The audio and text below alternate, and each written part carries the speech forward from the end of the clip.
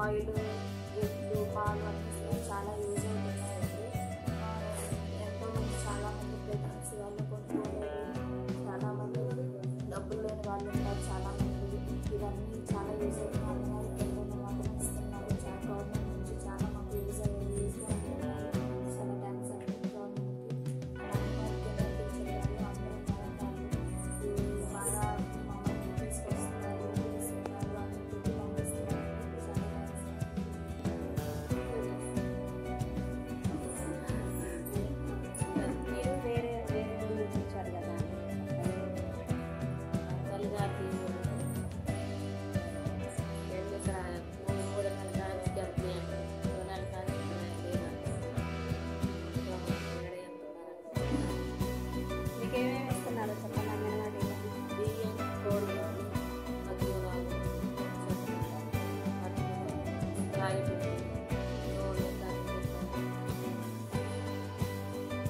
రాగిపిండి ఎలా ఉపయోగించుకుంటున్నారు?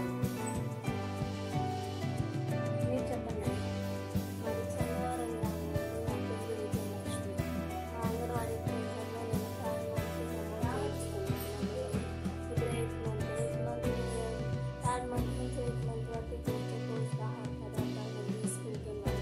తీసుకునే వాటిలో రాజావ అటుకులు పాయసం చేసుకుంటుంటున్నాను, బెల్లం జావలో వేసుకుంటుంటున్నాను, ఎండు ఖర్జూర ఒక చక్కెర నార్మల్గా తింటున్నాను, ఎగ్స్ తింటూ తాగుతున్నాను.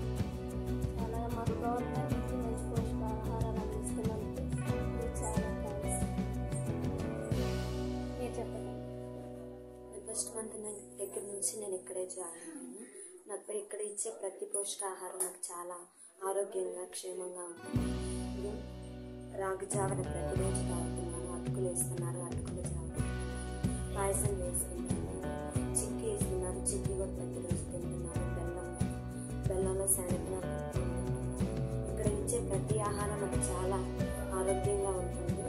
ఇలా ప్రతి వారికి ఇవ్వాలని నేను అనుకుంటున్నాను.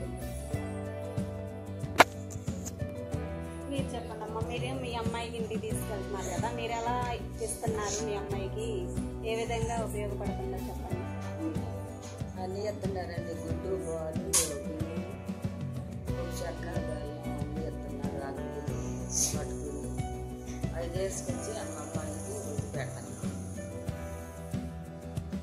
ఇంకా ఏమన్నా మీకు చేస్తే బాగుంటుంది అనిపిస్తుందా? చెప్పండి. ఇంకా ఏమన్నా